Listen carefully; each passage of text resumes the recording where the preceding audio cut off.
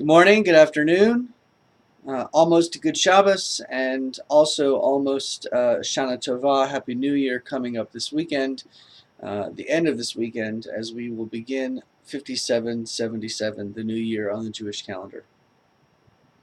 Over the past few days or weeks, I've actually been preparing for the High Holy Days, creating and editing, rewriting sermons, editing and finishing up the last minute touches on the children's services for Rosh Hashanah and Yom Kippur, as well as just getting myself spiritually ready for the Jewish New Year and all that entails with the services and just everything that goes on in the High Holy Day period. We have our last session of spiritual renewal tomorrow evening, Thursday evening at 7 p.m. at Makom, the Metro Atlantic Community Mikvah, on the grounds of Temple Congregation B'nai Torah in Sandy Springs. This morning, actually late last night, I was sitting in front of the television watching some TV, and I noticed a headline came across my iPad news screen, and that was that Shimon Peres had passed away. It is true that Shimon Peres suffered a stroke 2 weeks ago, and doctors had been keeping him asleep in hopes that his brain would recover from the stroke. And unfortunately, he passed away late last night, early this morning. Shimon Peres was one of the founding fathers of the modern state of Israel. He was a prime minister, he was a president, he held many military and diplomatic positions. He basically filled in anywhere in which the country of Israel, the nation of Israel, needed him, and he never said no.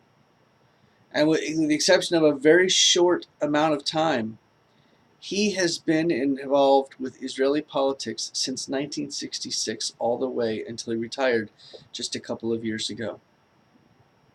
This is a man who stood for building up Israel as a country, building up its security, but making sure it was safe for all of its inhabitants.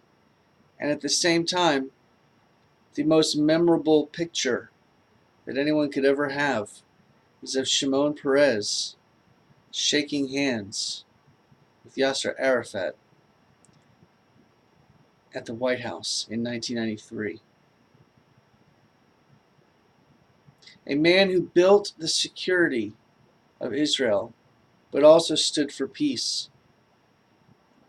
Yitzhak Rabin, Zichrono, Livracha, a man of great stature in Israeli politics and history, is given the credit often for those last steps in 93 of getting the peace accords, the Oslo Accords, written and having the handshake actually happen.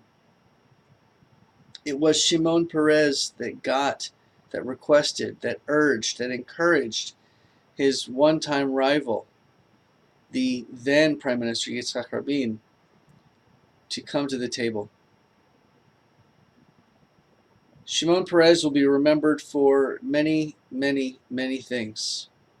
His sense of humor, his ability to know the differences between right and wrong, how to encourage others to live by the example that he set. He was a true role model for Israelis and really people worldwide.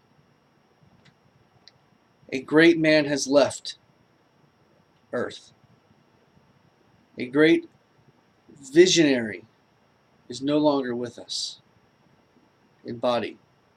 However, the spirit of Shimon Peres will remain with me and with every person moving forward as long as we seek justice while at the same time seeking peace.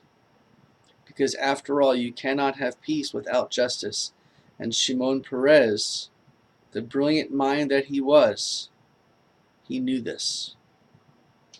We say, Zichrono, Livracha, may his memory be for a blessing. And may all of the things he strived for and worked towards remind us of what is possible in this world, and may one day we come together in his memory for peace. Amen. Shabbat Shalom. Shana Tova.